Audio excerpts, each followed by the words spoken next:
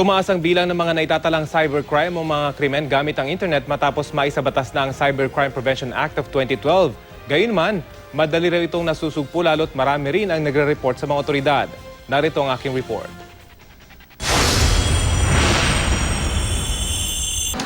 Mahigit 2 taon matapos pirmahan ni Pangulong Noynoy Aquino ang Cybercrime Prevention Act of 2012, dumoble ang bilang ng mga naitalang iba't ibang uri ng cybercrime ang DOJ Office of Cybercrime.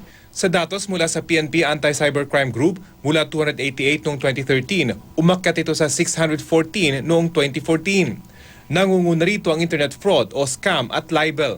Pero ayon kay Secretary Laila de Lima, pinakanakababahala dito ang pagtaas ng kaso ng child pornography. Gayunman ang pagtaas sa kaso, hindi naman umano nangangulugang dumami ang gumagawa ng cybercrimes. Because of the high level of awareness, kaya marami nang nagre-report. And that's actually good.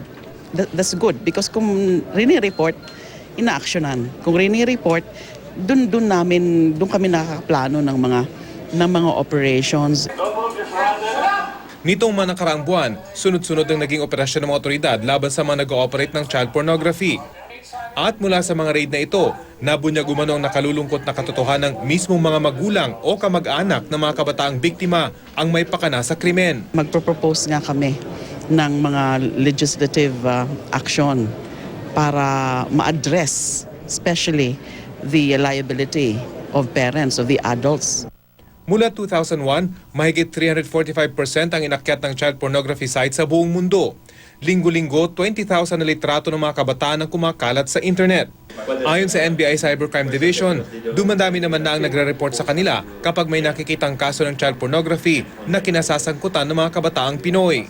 You would be surprised, maraming pumapasok na mga queries o report of a crime na hindi taga Pilipinas. May mga galing sa Saudi, meron sa Amerika. Bukod sa pornography, tumaas din umanong dami na natatanggap nilang reklamo na may kaugnayan sa credit card fraud, identity theft at maging hacking. Sa unang 2 buwan ng 2014, 135 cybercrime ang inireport sa NBI. Umakyat ito sa 215 sa unang 2 buwan ngayong taon. Pinakamadalas umano ang panloloko gamit ang mga social networking site. We see a rise of people who pretend to be somebody tapos mag-email o engage na conversation dun sa mga friends niya o nasa contact person and try to get money from them, to extort money.